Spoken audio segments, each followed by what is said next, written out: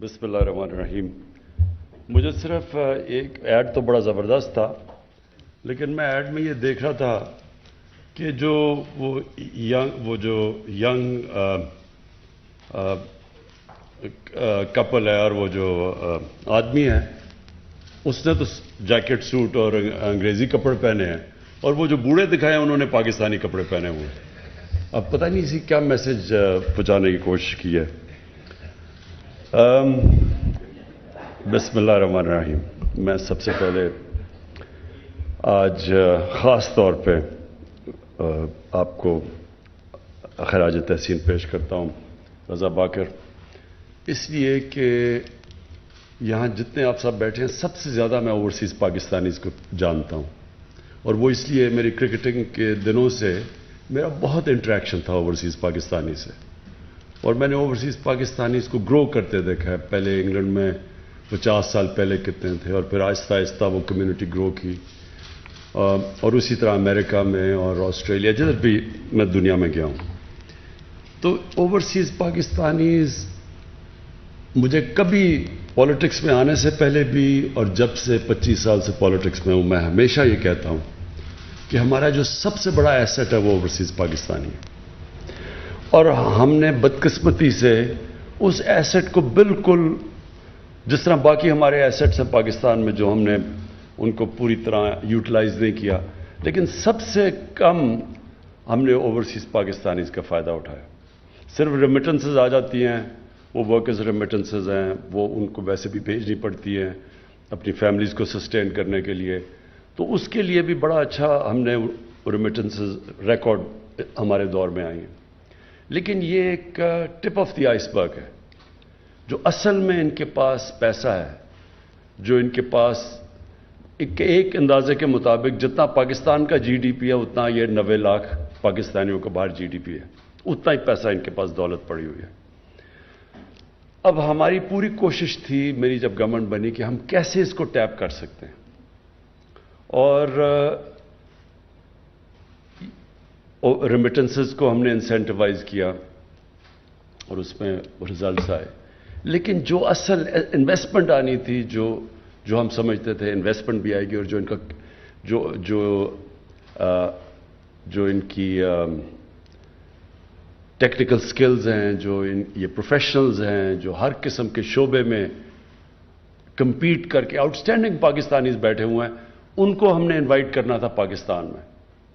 بدقسمتی سے ہم وہ انوائرمنٹ نہیں دے سکے جس سے ہماری بیسٹ برینز پاکستان میں آ سکے. ہمارا جو سسٹم ہے اس کو آہستہ آہستہ امپروو کر رہے ہیں، اور کوئی بھی سسٹم جس میں غلط پریکٹسز چلی جائیں اس کو بڑا مشکل ہوتا ہے کہ ایک دم آ کے آپ چینج کر سکیں. لیکن وہ ہم کوشش کر رہے ہیں کہ آہستہ آہستہ جو بھی رکاوٹیں ہیں، جو ٹاپ پروفیشنلز جن کو ہم پاکستان میں لے کے آئیں، ان کے لیے ہم آسانیاں پیدا کرتے جائیں اور ان کے لیے ان کو انسینٹیوائز کریں. وہ تھوڑا ٹائم لگ رہا ہے اس میں. تو ہم جو ان کا ہم فائدہ پروفیشنلز کا اٹھا سکتے تھے، بدقسمتی سے وہ ابھی تک ہم پوری طرح اٹھا نہیں سکے کیونکہ وہ سسٹم ہمارا ریسیپٹیو نہیں ہے. جو دوسری چیز ہے کہ وہ انویسٹ کریں آ کے پاکستان میں. انویسٹمنٹ میں جو سب سے بڑی رکاوٹ ہے وہ کرپشن ہے. جب ایک سسٹم کرپٹ ہے تو وہ ایکسپیکٹ کریں کہ جو ان ملکوں کے اندر جدھر کرپشن نہیں ہے اور وہاں عادی ہو جاتے ہیں، کرپشن فری سوسائٹیز میں جب وہ عادی ہو جاتے ہیں کام کرنے کے لیے، ان کے اندر وہ پھر کرپٹ نظام میں کام نہیں کر سکتے، اور ان کی بڑی رکاوٹ ہے. اور میں نے اوور دی ایئرز بڑے پاکستانیوں کو ملا جنہوں نے کوشش کی پاکستان میں بزنس کرنے کی، اور آخر میں ہاتھ کھڑے کر کے واپس چلے گئے.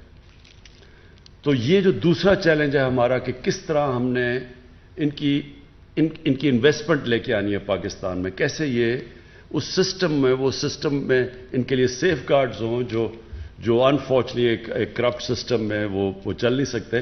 وہ ہم اس کے لیے پوری کوشش کر رہے ہیں. اور اب تک جو ایز آف ڈوئنگ بزنس، اصل میں تو ایز آف ڈوئنگ بزنس ہی ہے، اس کے اندر ابھی کافی امپروومنٹ ہے. اور ابھی کووڈ کی وجہ سے ابھی تک ورلڈ بینک نے اسیسمنٹ نہیں کی، لیکن میرے خیال میں پہلے سال میں 28 نمبر ہم اوپر گئے تھے. میرے خیال میں جو ابھی ہم نے امپروومنٹس کیے اور انشاءاللہ ہمارا نمبر اوپر چلا جائے گا. تو وہ بھی ان کے لیے اپرچونٹیز ہم انویسٹمنٹ کے لیے یہ ملک ریسیپٹیو ہوتا جائے گا. اور اب آ گیا کہ جو سب سے ایک آدمی کام کرنے باہر جاتا ہے، پیسے بناتا ہے، مزدور بھی ہو لیکن بزنسز بھی ہیں، ان کی ہمیشہ کوشش ہوتی ہے کہ پاکستان میں گھر بنایا جائے. اور اس کے لیے ان کے لیے بہت بڑے پرابلمز ہیں. سب سے بڑا پرابلم یہ ہے کہ یہاں جو قبضے گروپ بیٹھے ہوئے ہیں وہ آ کے بیچارے اپنا کوئی مشکل سے پیسہ بنا کے، بڑے لوگوں نے مجھے اس کے اوپر یہ پچھلے 25 سال میں بڑے لوگوں نے مجھے کہا کہ انہوں نے محنت کر کے ایک پلاٹ لیا اور تھوڑے سالوں کے بعد پتہ چلا اس کے اوپر قبضہ ہو گیا، اور پھر وہ عدالتوں کے چکر لگاتے رہتے اور نہیں کر سکتے، اور اینڈ میں وہ پھر جو قبضہ کرتا ہے اس کو سستا پیسے پہ اس سے پھر لے کے تو سیٹل کر لیتے ہیں.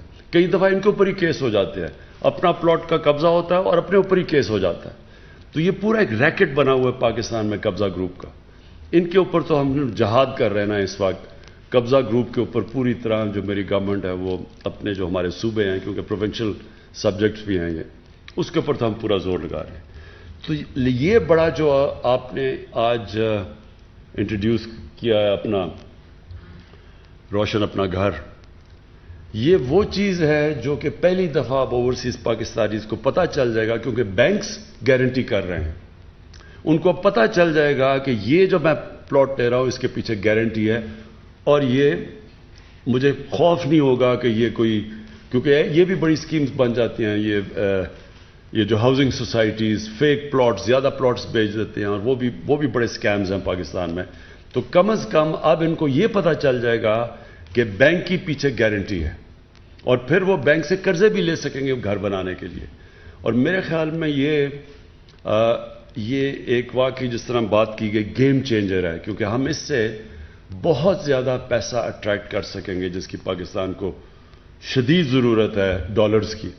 کیونکہ جب تک ہماری ایکسپورٹس اس لیول پہ نہیں پہنچتی تو ہمیں یہ جو گیپ ہے بیچ میں امپورٹ اور ایکسپورٹ کا، وہ صرف ایک ہی طرح شارٹ ٹرم میں ہم فل کر سکتے ہیں اوورسیز پاکستانیز اگر وہ شرکت کریں. یہ جس طرح روشن ڈیجیٹل اکاؤنٹس اور یہ پھر اس طرح یہ جو اپنا گھر ہے، ان سکیمز میں اگر وہ شرکت کریں گے تو انشاءاللہ یہ جو ہمارا اس وقت کرنٹ اکاؤنٹ کا مسئلہ بنا ہوا ہے، کیونکہ جیسے جیسے ہماری اکانومی اٹھ رہی ہے، امپورٹس بڑھتی جا رہی ہیں، اور ہمیں وہ جو گیپ فل کرنے کے لیے یہ انشاءاللہ اگر یہ ہماری اسکیم چل گئی، میں پورا کنونس ہوں کہ یہ اسکیم ہی ہمیں وہ گیپ بیچ میں جو کرنٹ اکاؤنٹ کے اندر ہے وہ فل کر سکتی ہے.